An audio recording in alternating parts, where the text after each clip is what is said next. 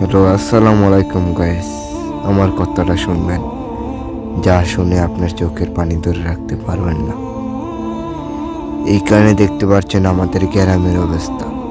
এইগুলা গাছগুলা, এটা কিভাবে এগুলা গাছের বাতাসে অনেক মানুষ মারা যায়। আমাদের এদিকে গ্রামের অবস্থা, ক্ষেতের অবস্থা অনেকটাই খারাপ, যা বলার বাহিরে। এইসব দেখে নিজেরই কষ্ট লাগে। এটা হইলো আমাদের সাধারণ একটি শুধু ফুলের বাগান।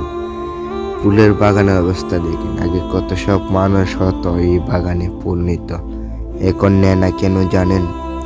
ঠান্ডাতে মানুষ মারা যাচ্ছে, যা কষ্টের গলার বাহিরে।